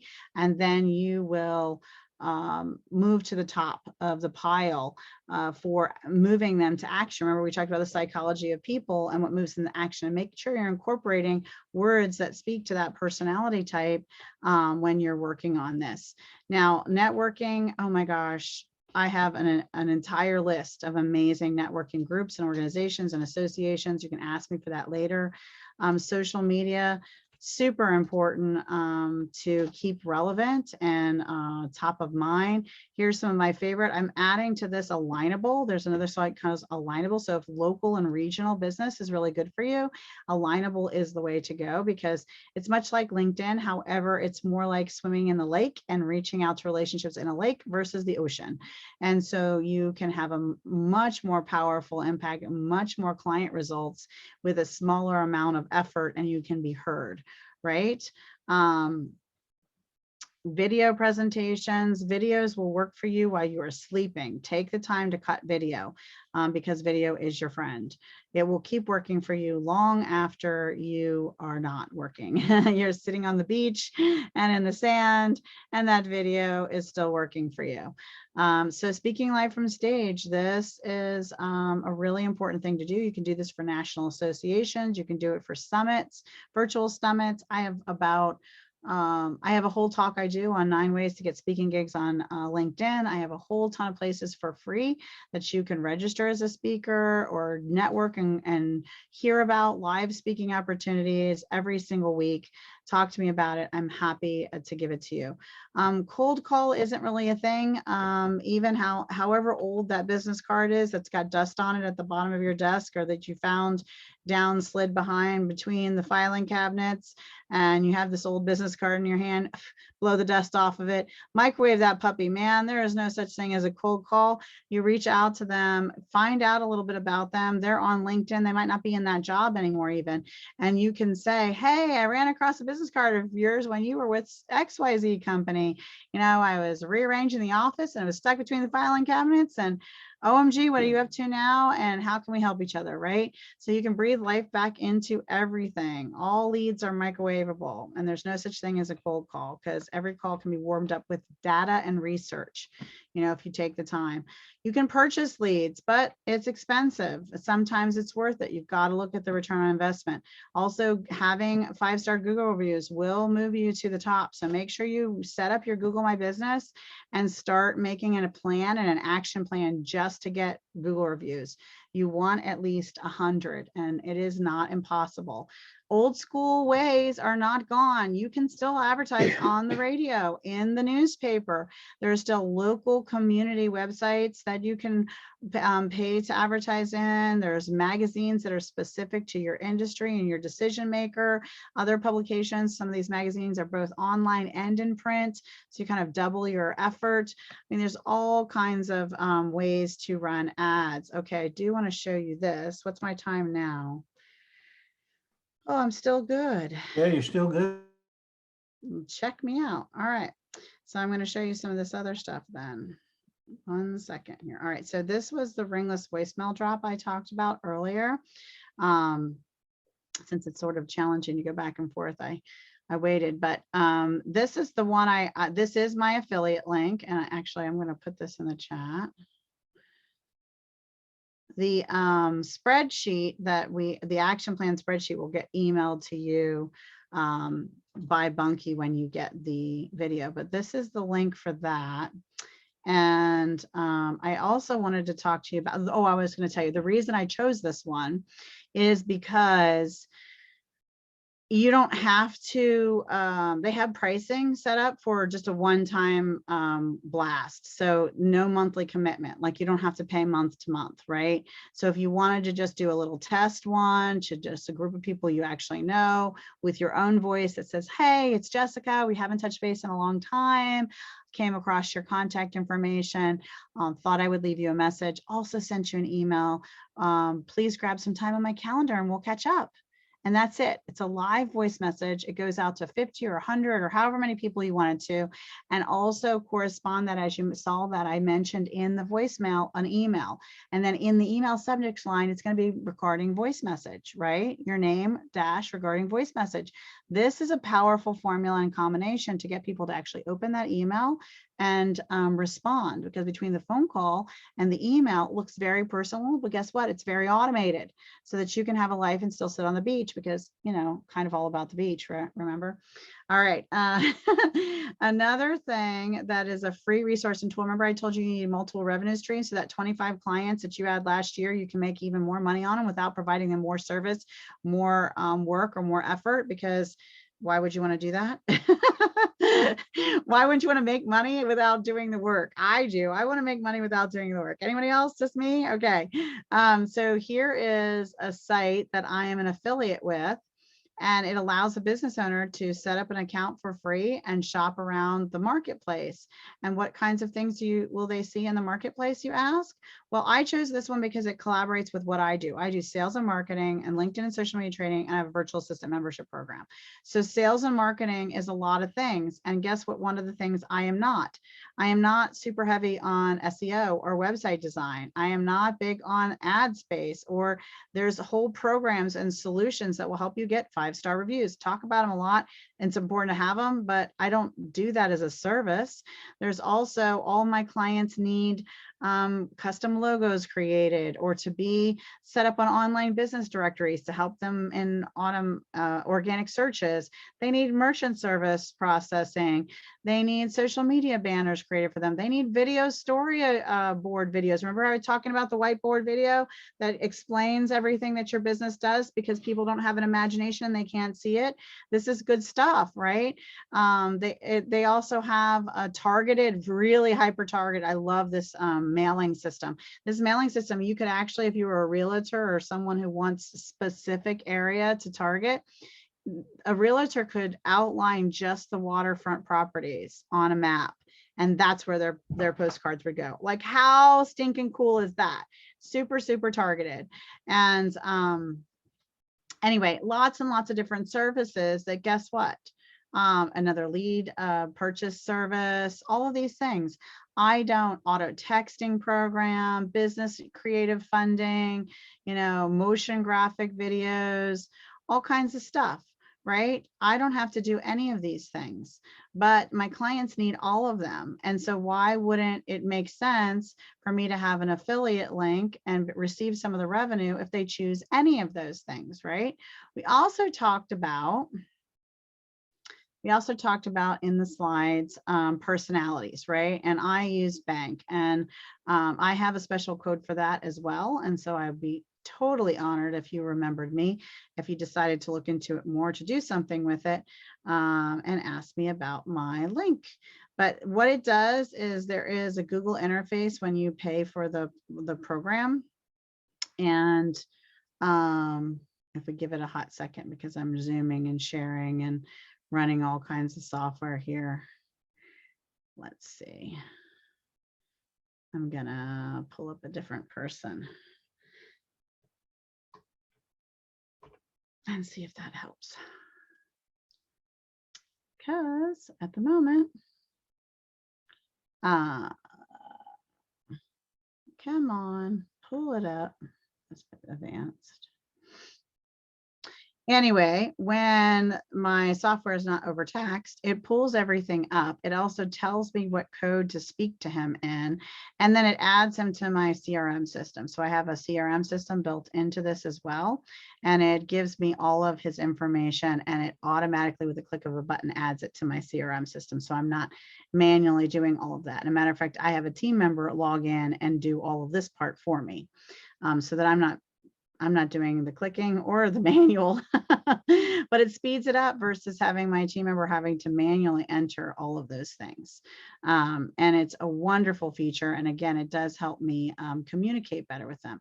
Now, the other thing I was showing you in the slide was a database tool. Remember, we talked about building your list of customers for 2022 and 2023 of the people that you'd really want to work with, those ideal clients. Oops.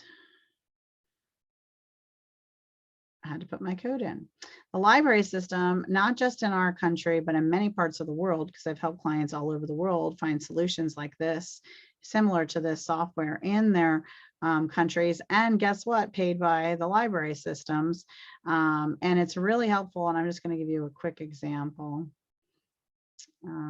You can, I mean, there's so many fields. You can do women owned and privately held, and how many square feet do they have, and how many employees they have, and how much revenue do they have, and what city are they in, what state are they in, what county are they in, whatever you want to know.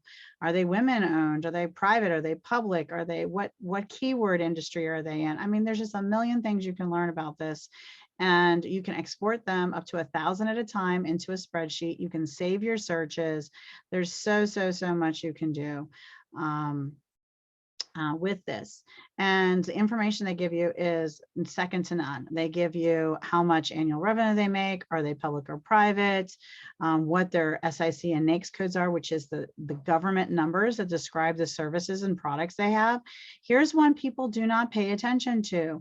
It is the Indeed job postings a company has. If you want to work with this company, you can find where their pain is and where their holes are and where their gaps are in their strengths right now by knowing who they're hiring, because they don't have that seat filled right now. They are weak. They do not have a strength there. So as a consultant and as someone who provides them a service or a product, this information is invaluable to you. Also, press releases. People tell you how they're hurting and what they need to buy and what buying life opportunities are happening in their business based on press releases. So pay attention to the press releases. If they just want a huge government contract, guess what that means? They probably are going to need to add help. So they might need help and support from a staffing company, because they might have to build up who they have on their team in order to fulfill the contract. Like, there's so many buying indicators in press releases people miss. Area competitors are potentially your client too. If this is an ideal client for you, businesses nearby them, important to know if you're physically going to go to this location, because then you can physically stop into one of these other locations to reach out to get that first appointment and leave away some information. Emails and names of decision makers, social media links. Like, this site is thebomb.com, and it is available to you, paid for by the libraries. It is not free. It is very expensive.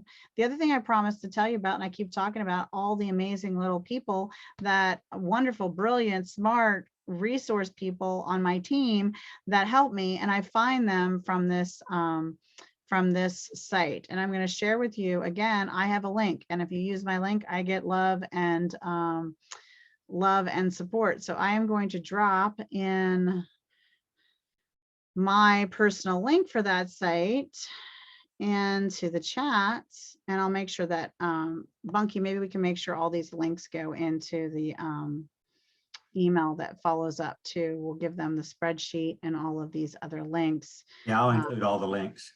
Yeah, that'd be great, because you know, multiple streams of revenue is definitely the way to go. And I'm going to share my screen again. All right, so I showed you the A to Z databases and how important it is to, from current slide, to make sure that you're using research, you're using tools, you're doing the 60 things, you're really scoping out who you want to work with, really mapping out your next 3 months and your next year. I always say, you know, the follow-up goes until you, like I said before, die, say yes, or retire. So that's kind of something I'm known for as far as landing that first meeting with some of the Fortune 100. Someone came up to me in a conference of CFOs and told me that, and laughed and handed me his card and said, okay, schedule a meeting with me because I know the deal. So when you stay consistent and you are super laser focused on reaching your goals because your why is so powerful, then you will take action. You'll organize your action in a plan. And I gave you lots of different resources and tools and ideas and ways to achieve that. And okay.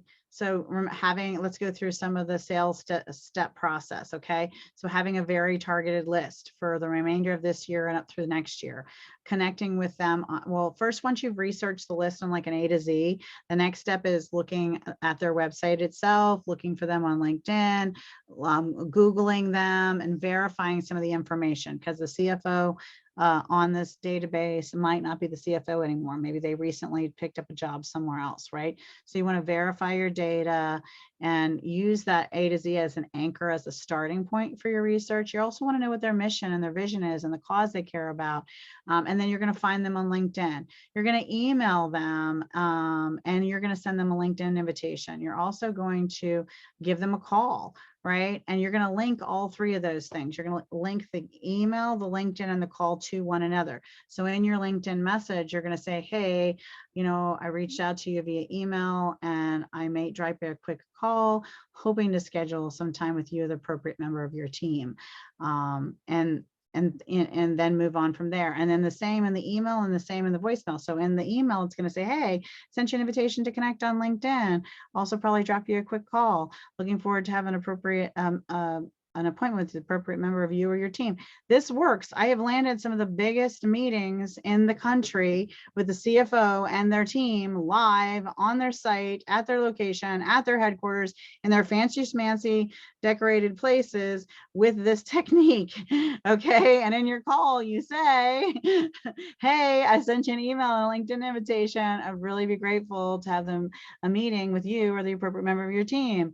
And then the great thing is I always go after the CEO or the CFO, no matter how big the company is, because the worst case scenario is they're going to introduce me to someone from their team that's in the marketing department or in some other department. And guess what? When you get introduced by the CFO, email introduced to someone else on their team, that team member answers you. They reply. It's so magical. And true, and it works. And you just keep and then, like I said, the follow-up system is when you get them on the phone or you get them in an email and they say, you know, timing isn't good right now, or we're just too busy, we're changing out the carpet, we're relocating the headquarters, we're currently rebranding, we're building a new website. Like, there's a million things that are happening in their world that have nothing to do with you.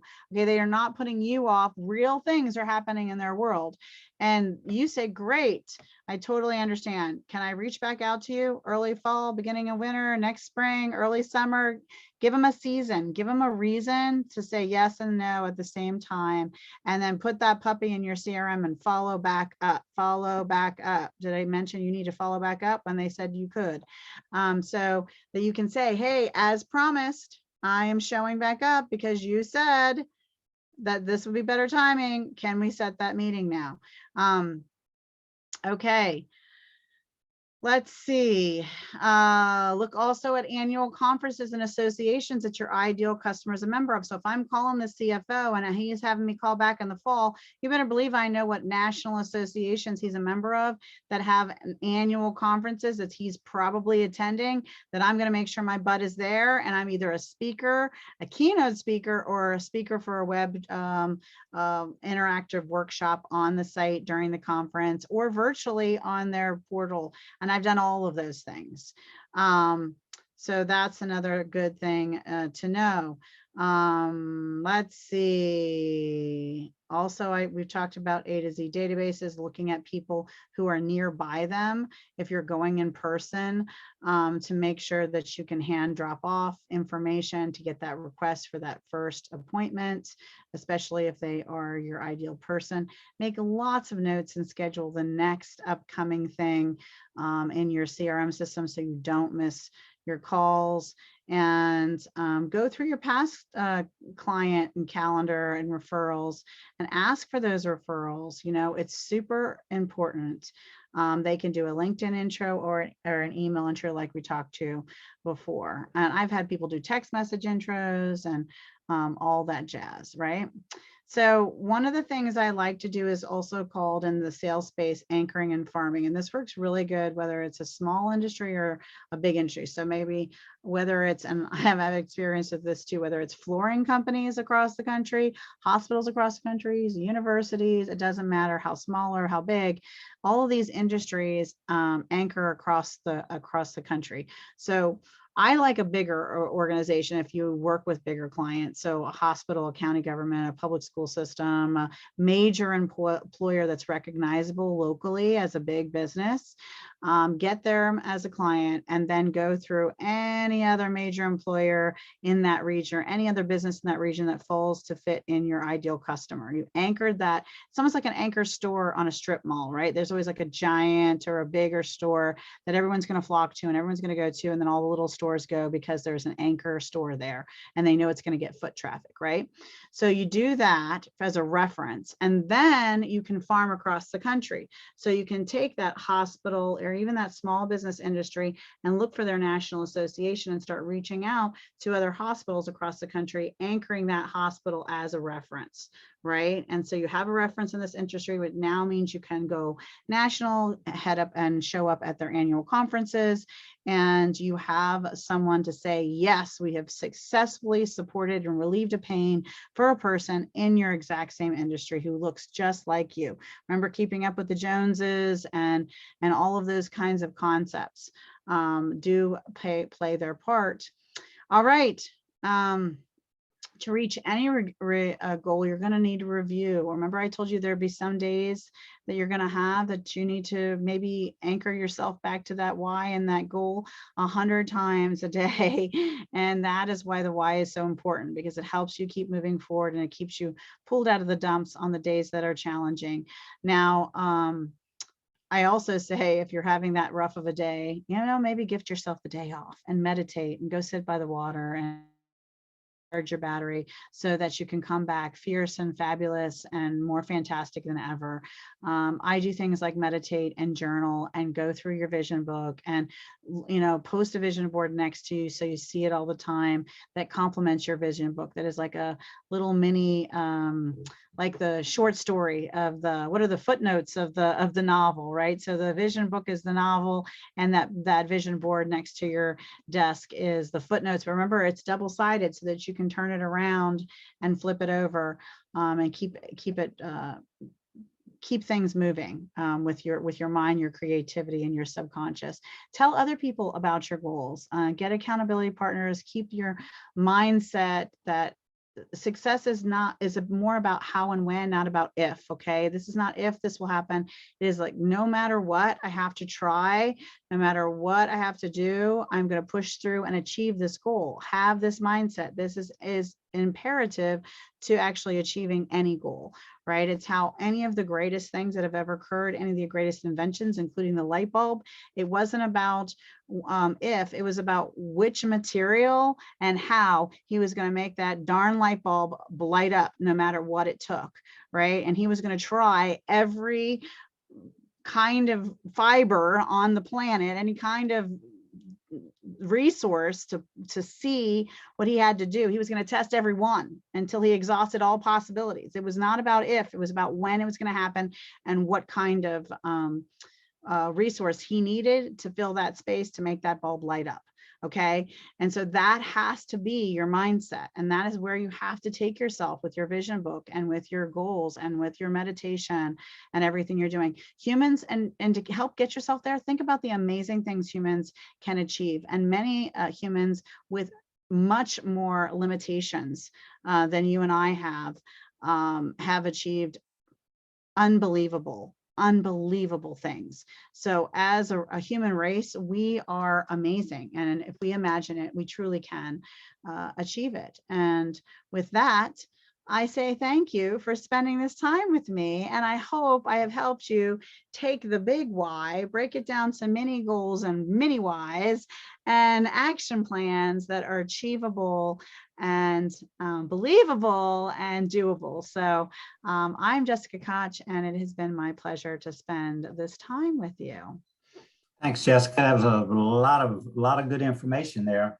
And like you said, I'll send all the links that you supplied with the email and the video or the recording.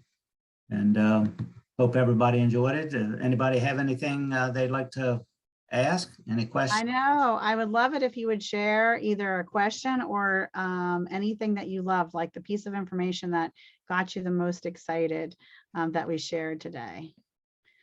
Anybody willing to unmute and chat with us? I like the 19 questions that you had posted that you got from someone. I really felt like those were great questions that I know that I still need to ask myself about where I'm going and what I'm doing. That's awesome. That's awesome. Well, thank you for sharing and talking with us. I think we scared Kirsten away. Yeah, that was great. That was a lot of good information. Well, thank you so much. It was my pleasure to share it. I love this stuff, if you can't tell. Oh yeah, you've got a lot of enthusiasm, and I think everybody enjoys all of your sessions whenever I'm on them. Anyway, I do know that. Well, that's awesome.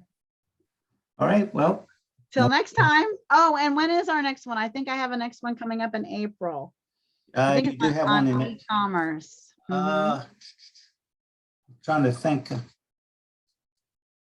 I'm not sure exactly when it is. Check the website, everybody, and check the YouTube channel for past trainings that I have got the chance to do with this amazing organization. I think you may be on the 14th of April. Yep, could be. I don't have it pulled up either. Okay, well, thank you again, and until next time, see everybody later. Bye.